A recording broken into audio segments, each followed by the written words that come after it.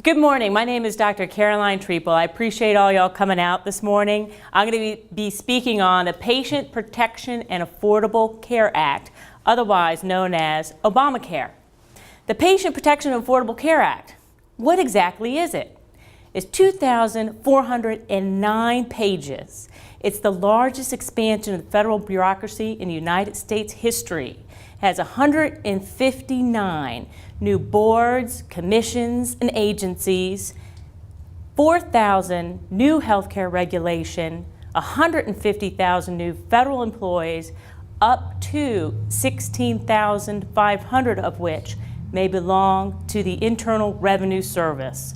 All of these agencies, boards, and federal employees are designed to make me take care of y'all better and to cut costs. So why am I here? I'm getting paid. No, I am not getting paid. I plan to run for office. I have no plans to ever run for office. I'm a much better surgeon than I think I would be a legislator. I'll get more patients this way. Not really. Some patients might come to me. Other patients may choose not to come to me. I am here solely because I care about my patients, I care about my country, and I care about my 4 children. So what I hope to accomplish briefly in this half hour is to discuss what the PPACA proponents are saying and discuss perhaps some points that we can refute, debate, and discuss. And just as importantly, to bring up what the PPACA proponents aren't saying. So when I'm saying PPACA, of course, that's my short way of saying the Patient Protection and Affordable Care Act. So I put out there that within this campaign, we all know how important the budget is, the economy, and jobs. PPACA is a very important component of all 3 of these items. I'm going to briefly discuss the Supreme Court of the United States ruling, which occurred on June 28th. I remember specifically what I was doing on that date. I was at our office in Chesapeake and I was seeing patients. I was seeing patients during the morning, and in the afternoon I was driving to Charlottesville to pick up my daughter to camp. And I knew I wanted to kind of move efficiently through the patients, because once that ruling came out at 10:30 a.m., I just might be a smidge distracted. I was fortunate that at about the time the ruling came out, a patient of mine came in with a partial fingertip amputation. I needed to numb him up and I needed to kind of trim it down. So it was a nice way to kind of get out some of that excess energy and mull about the ruling while I was helping out this patient of mine. But that's what you do when you're a hand surgeon, is kind of work on these things. So the issues before the Supreme Court, the biggie was, of course, is the individual mandate constitutional or not?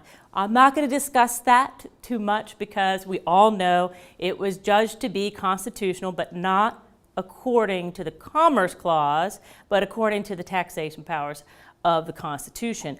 What I want to discuss is the 4th argument that was heard before the Supreme Court, one that did not get a lot of attention at the time because everybody was focused on the individual mandate, but one that is very, very important.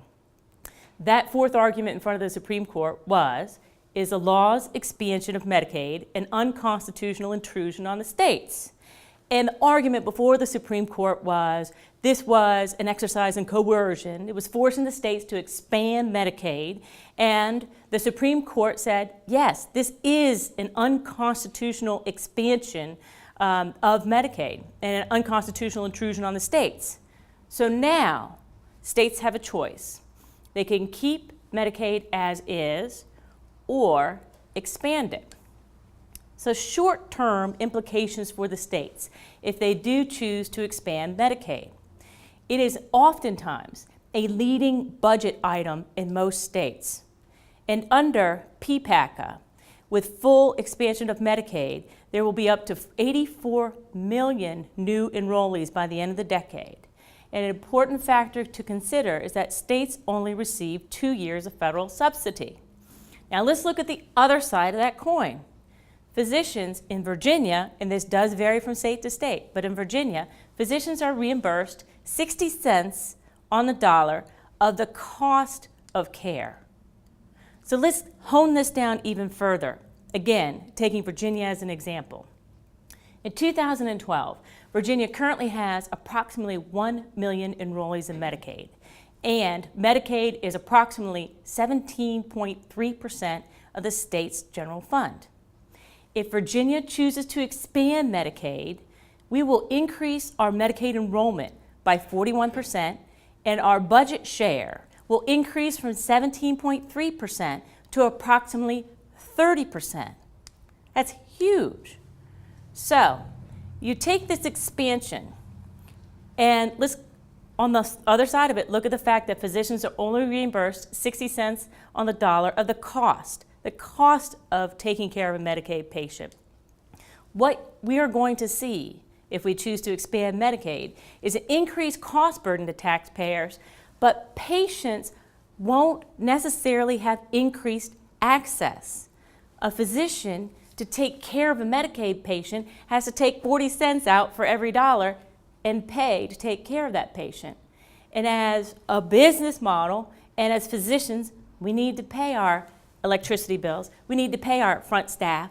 There's only so much loss that a physician practice can take. So it may sound wonderful to expand Medicaid, and you may even get over the fact that it's going to increase our budget from 17.3% for Medicaid to 30%. But when you couple that with the fact that once these patients have a Medicaid card, it does not guarantee them access to care, that is concerning. Coverage does not equal care. So let's discuss a couple of arguments, there are many, but a couple of arguments that the PPACA proponents are putting out there. What I did for this portion of the talk is I went to the Obama-Biden re-election site and I looked at 4 videos that are there under healthcare. And I would urge each one of y'all, if you haven't had the chance, to go to the website and look at them. They're very compelling, but they are not completely factual or truthful. So I'm going to discuss one, and this is a particularly heart-wrenching one because it discusses a child that was born with a congenital heart defect, and she needs to have 3 surgeries by the age of 18 months. And the parents come on and they say, wow, by 6 months, we had reached 50% of our lifetime cap for her. There's no way. By the time she get the 3rd, she would be at her cap, and boy, we are really thankful that the president's health care law was passed because that saved our daughter's life. And the dad gets on the video and he says, almost tearfully, that he has anxiety attacks. He wakes up and he just doesn't understand how anybody could not think that this law is such a great thing. It saved his daughter's life. And it is very compelling, and it really does pull at your heartstrings. But in order to cut costs, there will be a limit. There is an agency called the Patient-Centered Outcomes Research Institute. This replaced the Federal Coordinating Council on Comparative Effectiveness Research. And I'll put out there that I think the two are probably very similar. The Federal Coordinating Council was designed to calculate comparative effectiveness ratios, where you take the cost of treatment and you divide it by the number of useful life years remaining. And this is analogous to the British NICE board. So I will put out there that perhaps insurance might not have a limit, but your government will. And perhaps in this case, this child would have never known that there were surgeries that were available to save her life because the government would not have allowed it.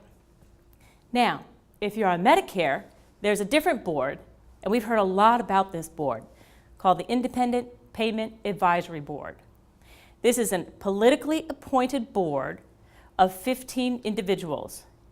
Their sole purpose is to reduce per capita rate of Medicare spending. They will determine covered services and the fees involved. Now, this is a somewhat